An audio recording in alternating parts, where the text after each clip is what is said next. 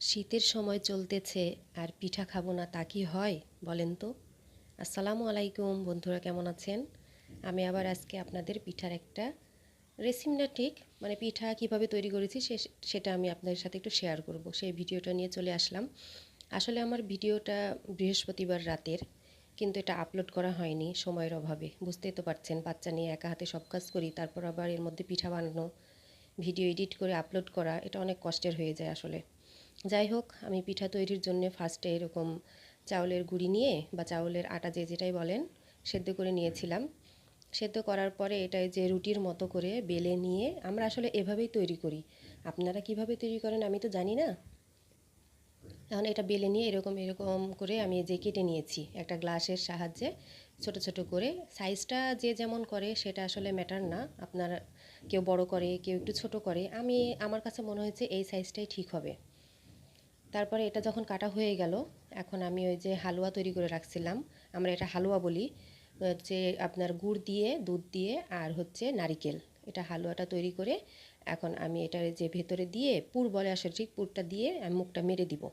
এরকম করে করছিলাম, বাকিগুলো একটু ডিজাইন করতে পারছিলাম আর পারি না। দেখলেন তো হাত একটা ভেতরে ঢুকিয়ে দিয়েছিল আমার পিচ্চিটা এসে, এটা ধরে ওইটা ধরে এটা নিয়ে যায়। আর বুঝতেই তো পারছেন বাচ্চা নিয়ে কাজ করা অনেক কষ্টের। এখন আমি হাফ কেজি যে বা 2 পট আটা নিয়েছিলাম, সেটার মধ্যে আমি এখানে 1.5 লিটার দুধ নিয়ে নিয়েছি। এখন দুধটা আমি এরকম মশলা দিয়ে তেজপাতা, লং, এলাচ, গরম মশলা এগুলো দিয়ে আমি জাল করে নিয়েছিলাম। পরে যখন এটা ফুটতে শুরু করলো, পিঠাগুলো আমি আস্তে আস্তে এটার মধ্যে দিয়ে দিব। আলতো হাতে দিতে হবে যেন ভেঙে না যায়, কারণ এটা আবার নরম হয়ে গেলে তখন ভেঙে গেলে সবগুলো একটার সঙ্গে আর একটা দলা পেকে যাবে। তো আমি আস্তে আস্তে করে এটা দিয়ে দিব এর মধ্যে। যখন এটা দেয়া হয়ে যাবে তখন আমি হালকা করে একটু নাড়তে হবে, কারণ যদি না নেড়ে নেওয়া হয় তাহলে এটা একটার সঙ্গে আরেকটা আটকে যাবে এবং পাতিলের নিচে লেগে যেতে পারে।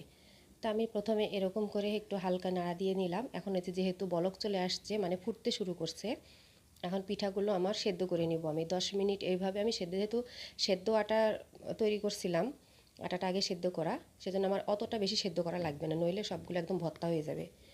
বাস আমার হয়ে গেছে এখন সেদ্ধ করা। এখন আমি চুলাটা নিভিয়ে দিয়ে আমি গুড়টা দিয়ে দিব, কারণ আপনার যখন এটা ফুটতে থাকবে তার মধ্যে ধরুন আপনি গুড়টা এরকম দিতে যান, অনেক সময় দুধটা কেটে যায় বা ফেটে যায়।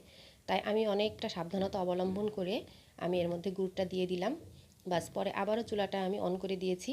এখন এটা আমি আর 5 মিনিট আমি জাল করব, এবং এই জাল করার মাঝে আমি একটু আবার নারিকেল দিয়ে নিব।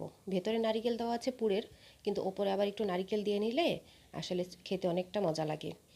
এখন হয়ে গেছে, আমি চুলাটা অফ করে দিয়েছিলাম 5 মিনিট জাল করার পরে। এই যে দেখুন, চুলাটা নিভিয়ে এনে এখন আমি টেবিলে রাখছি।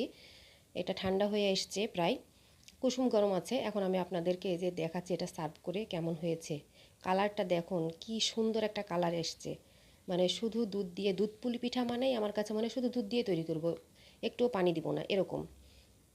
এখন আমি এটা একটা বাটিতে উঠিয়ে নিলাম। এটা আমি আপনাদেরকে কেটে দেখাচ্ছি কতটা সফট আর কতটা মজা হয়েছে। আসলে আপনারা খেলে বুঝতে পারতেন।